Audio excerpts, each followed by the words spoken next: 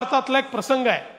महाभारतामध्ये ज्यावेळी महाभारताच्या लढाईनंतर पांडवांना विजय मिळाला, पांडवांची सभा भरली आणि सभेमध्ये चर्चा सुरू होती की विजयाचे शिल्पकार कोण। मग त्या ठिकाणी कोणी म्हणालं धनुर्धर अर्जुन हे शिल्पकार आहेत। अर्जुन म्हणाले बरोबर आहे, मी ज्या प्रकारे त्या ठिकाणी अनेकांचा निपात केला त्यामुळे मी शिल्पकार आहे। भीम म्हणाले कौरवांचे 98 पुत्र तर मी मारले। त्या ठिकाणी ज्या प्रकारे गदा युद्धामध्ये दुःशासनाला मी पराजित केलं, दुर्योधनाला मी पराजित केलं, त्यामुळे याचा शिल्पकार तर मी आहे।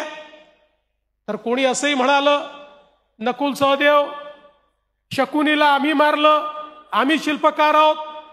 तर त्या ठिकाणी धर्मराज असं म्हणाले की शेवटी युद्धाचं नेतृत्व तर मी करत होतो, त्यामुळे या युद्धाचा शिल्पकार मी आहे। तेवढ्यात श्रीकृष्ण त्या ठिकाणी आले आणि त्यांना विचारलं पार्थ सांगा कोण या युद्धाचा शिल्पकार कोण, या विजयाचा शिल्पकार कोण।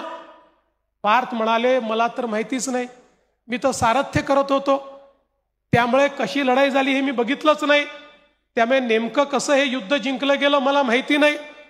पण एक व्यक्ती आहे की ज्याने युद्ध नीट बघितलेलं आहे, त्या व्यक्तीला जाऊन आपण विचारू।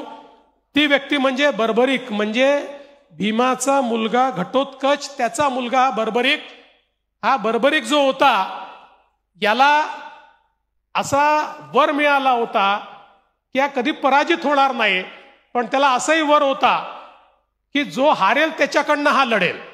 त्यामुळे श्रीकृष्णाला त्या युद्धाच्या पूर्वीच माहिती होतं की याला जर आपल्या बाजूने घेतलं तर आज आपल्या बाजूने लढेल, उद्या दुसऱ्याच्या बाजूने लढेल, आणि म्हणून श्रीकृष्णाने त्याला त्या ठिकाणी खरं म्हणजे एक प्रकारे शिक्षाच दिली होती आणि त्याला भस्मसात केलं होतं, पण आशीर्वादही दिला होता की हे युद्ध तो पूर्णपणे बघू शकेल, आणि म्हणून त्याचा केवळ चेहरा जिवंत होता आणि ते युद्ध त्यांनी जवळून बघितलं होतं।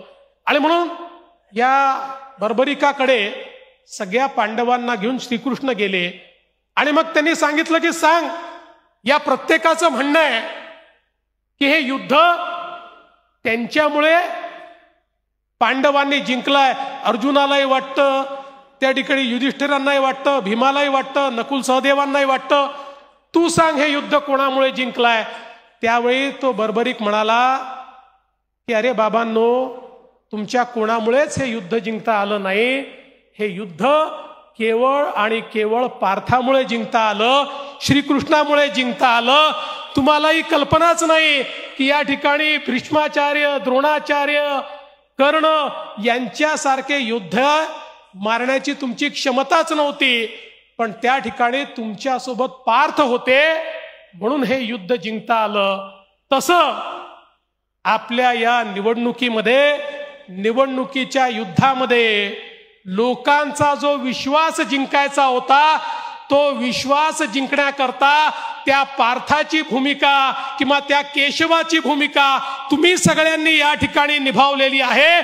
तुम्ही केशव होतात आणि मोदीजी माधव होते। या केशव आणि माधवामुळे आपल्याला हा विजय मिळालेला आहे, आणि म्हणून मी खरं म्हणजे हा संपूर्ण विजय महाराष्ट्रातल्या भारतीय जनता पक्षाच्या या सगळ्या कार्यकर्त्यांना समर्पित करतो आणि तुम्हाला साष्टांग दंडवत करतो। तुमच्यामुळे हा विजय या ठिकाणी आपण प्राप्त करू शकलो, आणि म्हणून आज खरं म्हणजे हा जो काही महाविजयाचा आपण ही अधिवेशन घेतलेलं आहे, एक प्रकारे आपले सगळ्यांचे आभार मानण्याचं हे अधिवेशन आहे, आपल्या सगळ्यांना धन्यवाद देण्याचं अधिवेशन आहे।